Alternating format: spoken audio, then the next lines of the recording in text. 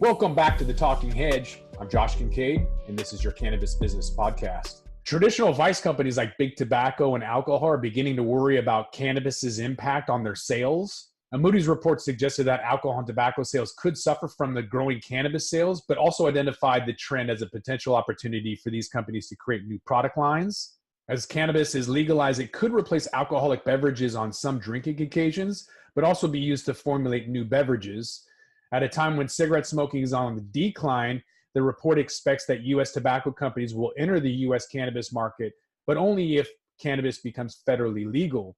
There are some companies that are already beginning to do that. For example, Constellation Brands, Heineken, Molson Coors. And I expect a wave of people to start dumping money in as they flee other investment vehicles due to market corrections or bad news that's going to be coming out, what have you. People are going to transition during any downturn, recession, depression, or market correction.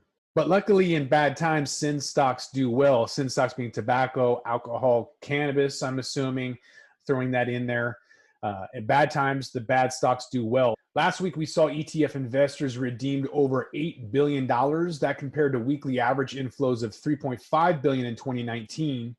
Equity funds bore the brunt of the redemptions with $7.6 billion in outflows. Most of that $7.6 billion of equity outflows came from U.S. equities. The next largest chunk came from non-U.S. developed economic markets, and then emerging market equities saw a small cash inflow.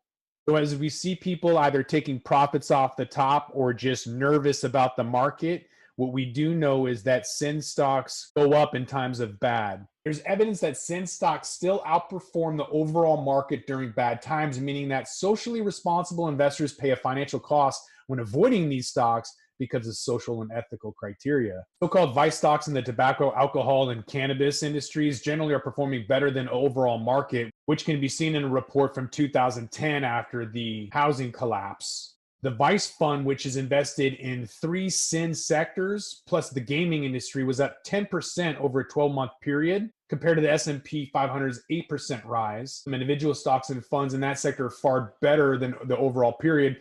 Tobacco seller Altria was up 34%. Boston Beer Company advanced 80%.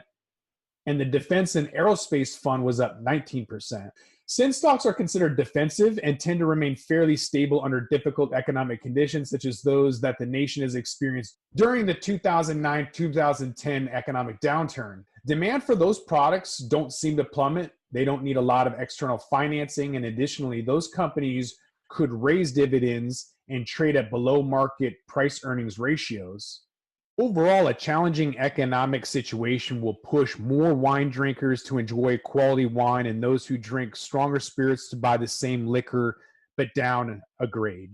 So craft brewers such as Boston Beer, Sam Adams, and imports such as Stella Artois are poised to benefit greatly from this position.